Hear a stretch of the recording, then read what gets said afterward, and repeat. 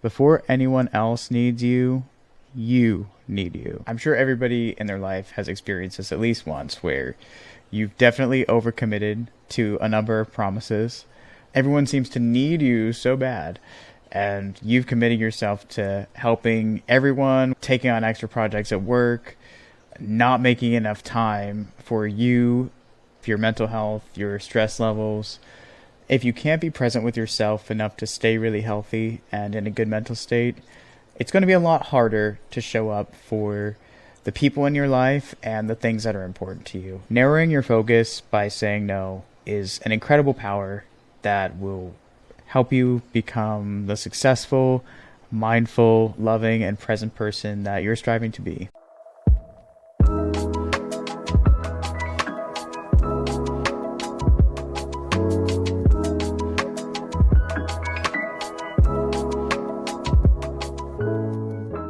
Maybe saying no isn't a downfall. Maybe it could be the key to opening up the doors for you. Saying yes all the time, conversely, is how we get ourselves into trouble a lot. We overcommit to things. We show up at way too many events sometimes. Knowing when to say no is actually an incredibly powerful skill. In business, in life, you definitely need to know when it's time to say no. Otherwise, you're always going to get yourself in a position of not having enough time to do the things that you really feel motivated to do, but just can't get to because you commit to everything else. Or you're going to be stuck picking up everybody else's mess that you somehow volunteered yourself to pick up. I'm sure everybody in their life has experienced this at least once where you've definitely overcommitted to a number of promises. Everyone seems to need you so bad, and you've committed yourself to helping everyone with XYZ, taking on extra projects at work, not making enough time for you, yourself, your life, your mental health, your stress levels. You haven't left any time or space to manage any of the things that have to do with you caring about you. And what ends up happening in the end is you end up disappointing the people around you, because at some point you're going to burn out and nobody likes to be in that position. So how did we get ourselves here? Well, there are a number of reasons that we can get ourselves here. A lot of them have to do with our conditioning and maybe the patterns that showed up in our past that cause us to be what we call a people pleaser, somebody who wants to say yes, wants to help people, wants people to feel good around them. That's great. That's not a bad quality. But when you don't have some balance in your life, that quality gets you into trouble. A lot of folks grew up with kind of narcissistic, rather toxic family dynamics, and that a lot of times leads to kids who walk on eggshells and always want to do the right thing so that they don't end up in trouble. That pattern can carry into your life. So it is important to develop an understanding for where this urge in you came from. And therapy is one of the great ways to get a deeper understanding for your past and how you ended up carrying on this pattern of always saying yes and always stepping up to your own detriment. There's a point where it gets taken too far, and therapy is a good place to understand the root of that. And that way you can make changes and navigate the way you communicate and the way you respond to demands differently. Another underlying theme here is self-sabotage. It's a sneaky one, and it's one that a lot of people take a long time to realize. But always taking on projects, always filling up your schedule with everybody else's bullshit but your own, it is a form of self-sabotage. You're preventing yourself from having the time, the space, the energy to devote to the things that you've been saying that you want to work on for a long time. So don't get caught in that trap, because when you learn to recognize it, you'll have that aha moment. My grandmother had a saying once, and she said, "Charity starts at home." And I think it applies to this situation, perhaps. Maybe not to the one that she was using it for.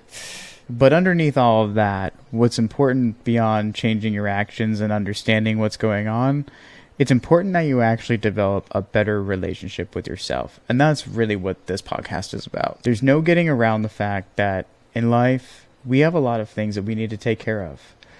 We live in a capitalist society where we have to work and make sure we are able to provide for ourselves. Some of us have spouses, have children, have loved ones that we have to care for. And that's a huge chunk of responsibility.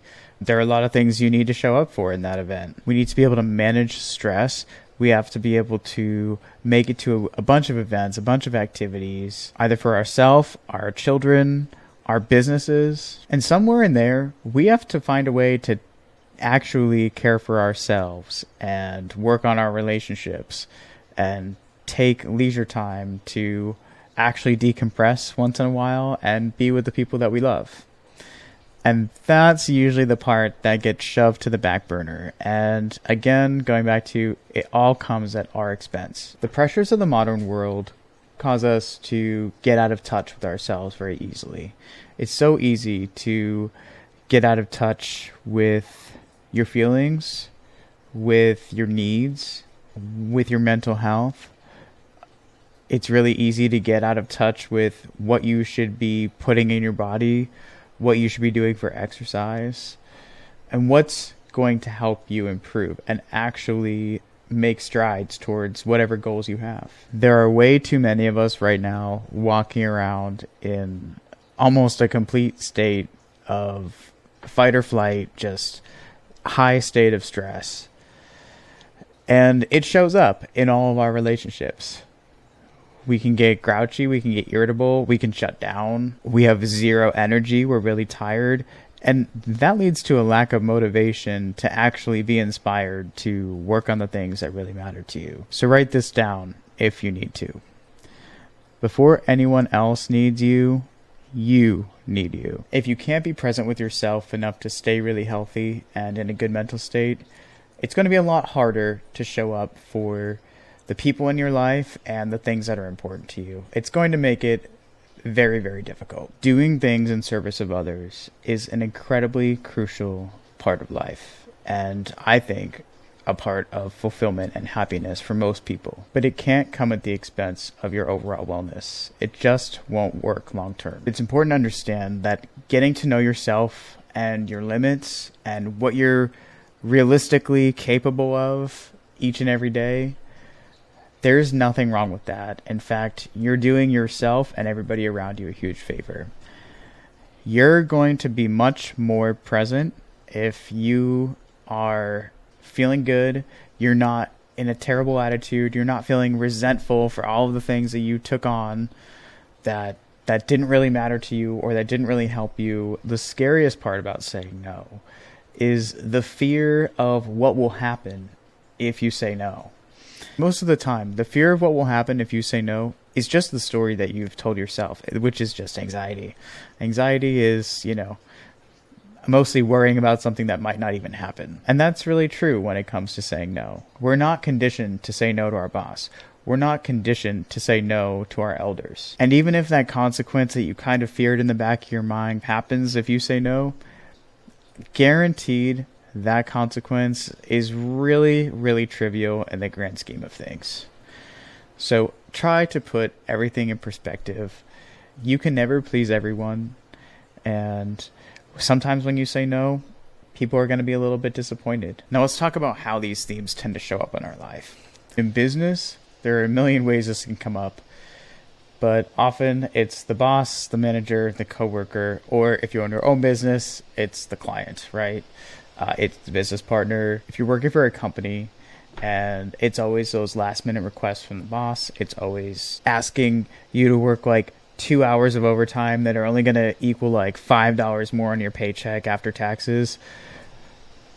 Is it worth it to you? Ask yourself, is it worth it to you? And some environments are toxic enough that you might be fired for saying no, but you might be fired for a lot of other things too. So you might want to consider if maybe you want to stick at this job. It's a real question and a difficult one. It puts people under a lot of stress to think about. Nobody likes to think about potentially losing their job or quitting into the and leaving into the unknown. But you can also find another job while you're at this job and say peace. If your work culture is not fun and you feel like you can't say no to anything, consider whether it's the place for you. If you need time off for something important to you, or you're really just not well and you need a breather, you should be working at a place where it's okay to do that and you can work it out with somebody. Like, people can be reasonable. There are reasonable workplaces out there where you aren't required to do every little thing that is asked of you that is above and beyond your work duties. So if you're not willing to go work for yourself and make up your own rules, which has its own risks and its own drawbacks, of course, and you want to stay in the corporate work world, do it at a place that makes you happier. Don't be afraid to say no to the terrible manager, the terrible boss. You don't have to do somebody else's work for them. You don't have to always cover for the coworker that has you cover for them while they do pretty much nothing. You don't need to do that. That's not your place. So consider what it is that you need to keep you sane at work. You should be expected to work hard, but you shouldn't be expected to become totally miserable. And that's where the line needs to be drawn. I think this comes up most when people start their own business, especially in the beginning. You know, you want to be saying yes to as many jobs as you can because you're trying to build revenue up and build a client base up. But there are definitely people that you don't want to deal with. People who appreciate your services and your professionalism, they never make you feel rotten. They never make you feel like you didn't charge enough. They never make you feel dreadful when you see their name on the caller ID. Look, you're going to have to learn some lessons along the way, especially if you're in your own business.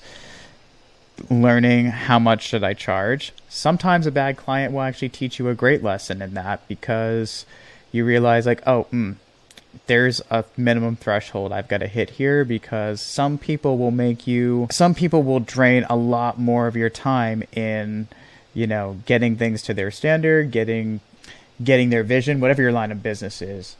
Some people are a lot harder to please than others, and you're going to find that out. And you need to price yourself to a point where it makes sense for you, and you are not giving away hours and hours and hours of free time to make people happy or to get the job done.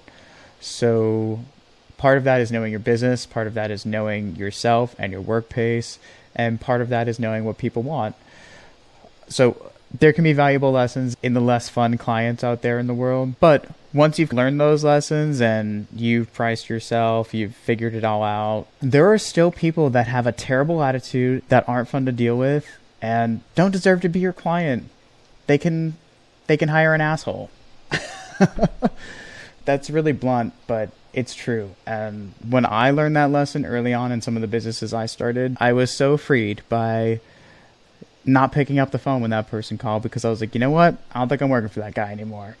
It's uncomfortable at first because nobody likes to turn away money, and I totally get that. But your peace of mind and your mental health, and nobody should feel super stressed just to do what they love to do for their job every day. The whole reason you went into business for yourself was probably so you could be happier and not deal with really crazy demands and be able to work at your own pace and figure out what works for you. And you get to decide what works for you when you have your own business. That's the beauty of it. In life, with the people in our personal lives, our friends, our family, our significant others, some of the people in our lives, we love them.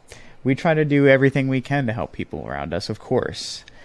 But sometimes it becomes all too much, and we've already got too much on our plate, and we have to limit what we're doing outside of that, the extra projects we're taking on. We've got to be really, really mindful of the extra projects we're taking on sometimes. So maybe that looks like, don't answer that phone call every time. Don't call someone and volunteer your services for something that you might not even have the bandwidth for.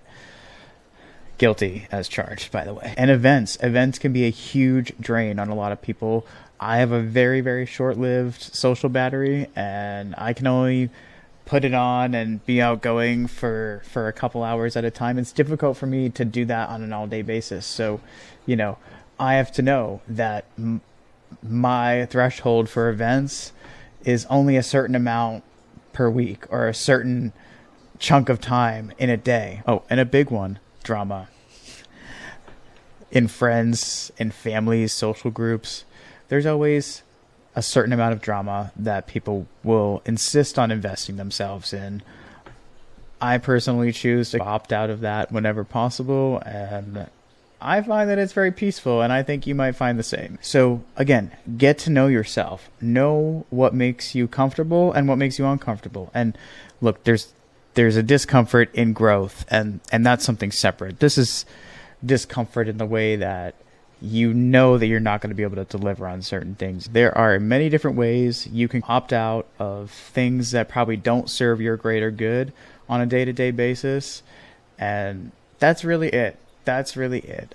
Look at your week, look at your month, and make decisions about the time you want to set aside for the things that matter to you, and make decisions about what, if anything, you might have to move or prioritize differently based on that. If you prioritize all those extra things first, then guess what's going to happen? That time doesn't go somewhere, it just gets used up. So you have to look at this with a balanced mind. And yeah, I think there is some FOMO that tends to happen when you kind of opt out of certain things. But when you feel balanced, when you feel healthier, when you have more time to devote to the things that you're truly passionate about and spend the time with the people that you love the most, you're going to feel it, and you're going to be able to make those decisions with a lot more confidence, knowing that your body, your mind, your spirit, whatever, needed the rest, and you needed to prioritize. The guilt and the FOMO around saying no, opting out to certain things to preserve yourself, they fade away when you kind of get it and you understand the benefit of doing so. So when you simplify, when you trim the fat off of some of your activities, some of the things you've committed to, things like that, you're going to find that things get easier and you can actually make strides towards whatever you're working on. And you're not going to be as stressed, and you're not going to feel as miserable, and you're not going to be as grouchy. It's a miracle. You'll also begin to feel more confident, and you'll feel less limited in the things you can achieve. Remember, you're the creator in your adult life. You get to choose how you want to live, how you want to feel, and what you want to do. Narrowing your focus by saying no is an incredible power that will help you become the successful, mindful, loving, and present person that you're striving to be. If you love life hacks, if you love learning new ideas about how you can improve, how you can do better, and how you can change your perspective about things that you've been struggling with, this is definitely the channel for you. Please like and subscribe. There's always new content coming out and a bunch of new topics that I love to talk about with you all. And if you're interested in more, please click on my website, check it out. There's plenty there for you. So until next time, I'll see you at the next level.